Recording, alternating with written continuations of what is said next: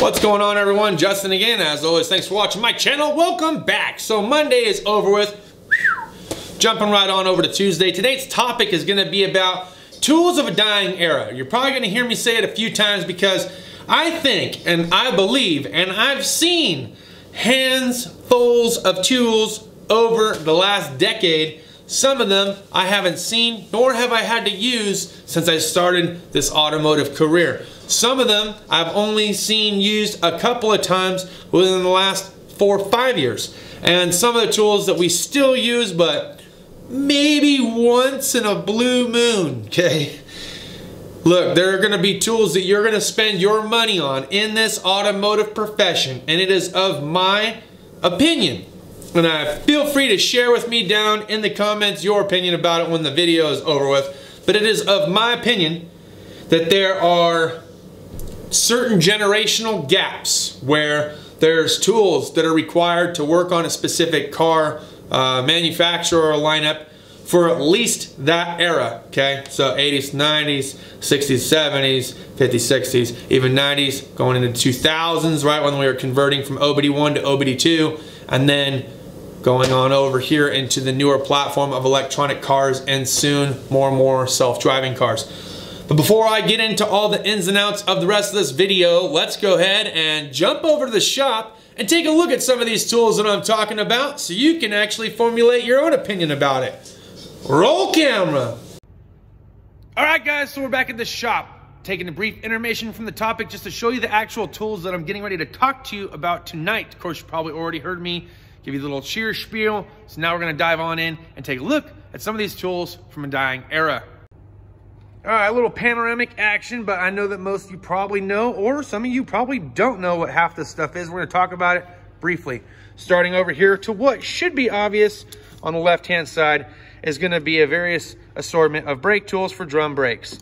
So you got a little hook tool here, and by twisting this, you can pinch down the spring, which helps you to maneuver it in and out, hook it around, and then of course you untwist to release it. Then you got this for the springs that actually push against the shoe with the little retainer pin that comes through, and then you turn the little metal washer and it hooks it into place. Then this is gonna be for your emergency brake for the cable in the back where you can hook it through, push that spring back just enough to get the cable lifted up and through. And then of course there's another spring, release, and apply tool that you're not gonna run into drum brakes very often. So these tools could be tools of a dying era because now we got disc brakes in the rear. Some of them have the hat rotor design where it's rotor and then it's got drum brakes, but more and more we're just seeing rotors in the rear now. So could be tools of a dying era.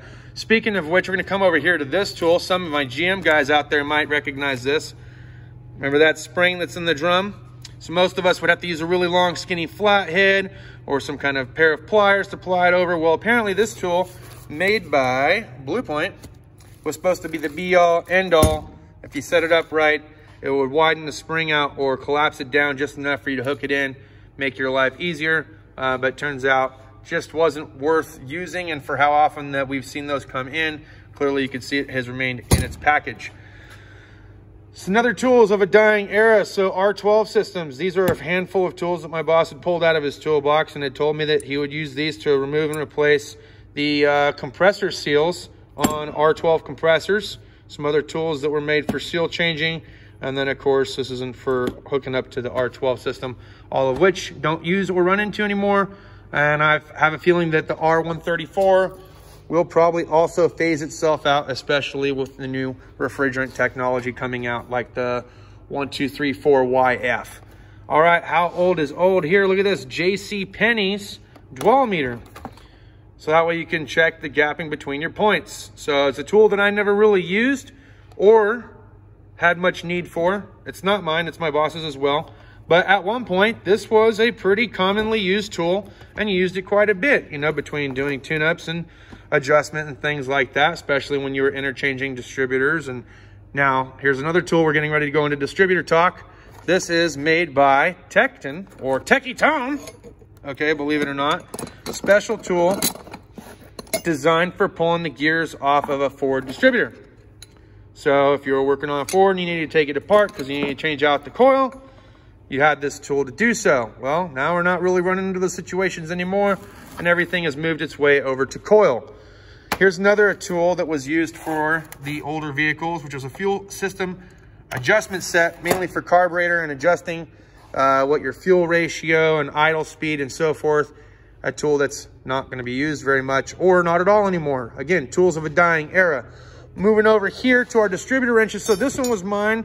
I had used it once upon a time ago when I was working on small block Chevy 350. And you can see I've got two sides that separate and I can make them one-to-one. Boss is a couple here. This one's for, I believe this is for a GM, possibly a Ford. I can't remember which one was which. This one I think went to another GM or Ford, and he had to make an adapter here. Ran into a situation where it just needed to be a little bit different and went ahead and overcame, right? So there is that. Now on the small block Chevy 350, Turbo 300 or Turbo 350 and Turbo 400, they had these little seals on the side of the transmission. And this tool made by Evercraft was made to basically install and remove the other one. Remove and install the seal for the side of the trans. A tool that's not wildly used, but when you have it, I guess it comes in handy. But again, you're not going to be changing seals out on the outside of the transmission. Let's take a look at one more tool here before we head on back to the house. And that is this breakout box, OTC 3225. This was used for Fords. So if you wanted to hook up to your PCM to back pin probe or test or whatever, you had your various settings here. Look, I'm not a diagnostician, but I can tell you it's a breakout box. Yes, you would connect various adapters to where the PCM or into the PCM and then put this little module in between so you can try to get your readings and do your ohm testing and things like that. But it's a tool that's not too wildly used anymore. They have different breakout boxes now that you can plug right into the OBD2 port. This was more geared towards OBD1 and some of the earlier OBD2s. But it's a product that's just not wildly used anymore. So it just kind of sits and collects dust, if you can't already tell. All right, so that's my little tool spiel that I decided to throw up on here. My boss and I were actually talking about a little bit towards the end of the day, and I wanted to share with you guys some of these tools because it's important to know, especially when you've heard me and other people talking about specialty tools in automotive, which ones are worth getting, which ones are not worth getting. Have to understand that, like, you're not going to use these tools for a lifetime. Now, if you own one specific car, yeah, okay, then you have it for that car. But you're never going to own one specific car. You're going to be in and out of cars. And, well, over time, some of these tools lose their value because they just no longer get use out of them. So you wouldn't want to go, and just for instance, he did make this comment. I wanted to share it real quick. You wouldn't want to go out of your way and spend $400 on a Matco timing light if you weren't going to be doing timing all the time. But he has one. He's had enough for many years, and he is a smog tech, and we do get OBD1 and OBD2 cars that come in that require us to use that. But that was just a for instance. So I'll see you guys back at the house for further discussion.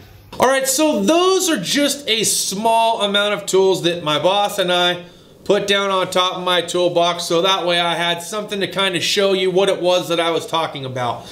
Now, I myself I'm currently in that generational era because I started my community college and my automotive profession really in 2010, and now I'm at 2020.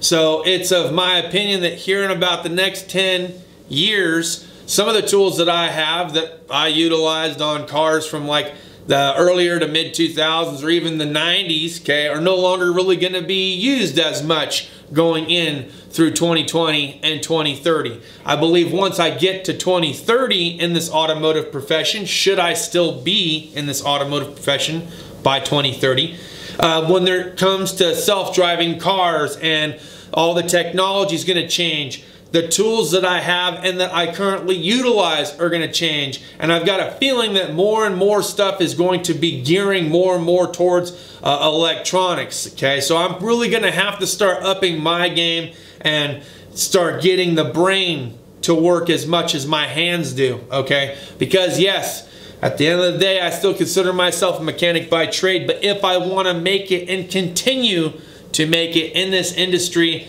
unfortunately, I'm going to have to change with the times too. As you've seen with some of the tools that we showed just earlier in the video, even down to that breakout box. Now look what we got going on. You got breakout boxes that are Well, no bigger than this Jaeger bottle, okay? You plug it right on into your DLC, you can plug your scan tool right into the other end, and you have, what, about a 36 pin or 42 pin or whatever, instead of, you know, these 200 and 300 pin breakout boxes that come in these giant cases that you got to find some kind of cabinet to store them in. That's just one. That's an example of one. Look at some of the stuff that we've seen most recently come out or heard that is going to be coming out. So we already know that they've started producing self-driving cars. We know that electrical vehicles exist. We know that hybrid vehicles exist, some that run, you know, part on petrol, the rest on electricity. Now, that would gear into the hybrid stuff. But the one that I was thinking of is, what about hovering cars? What about cars that levitate? And how high off the ground will they levitate? And then think about what would that be? So that would be magnetically controlled, right? So then at that point in time, then what other kind of tools would you have to incorporate into your arsenal at that point? And then what tools are really going to be kind of like a thing of the past? You know, will tire tools eventually go away? Now, we've had tires ever since the first car was developed, but that's not to say that here in the next, let's say 100 years, tires are a thing of the past.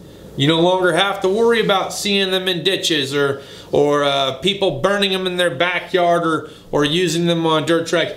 We could hope that, you know, because with NASCAR, and when everyone's a NASCAR fan, right, for the most part, and you know that there's people out there that like to do dirt track, and then there's you know, the mini car series and stuff like that, and we've got our off-roading. But you know, how much longer will that stuff kind of exist? You kind of got to wonder, right? Because that's only been going on for a short period of time.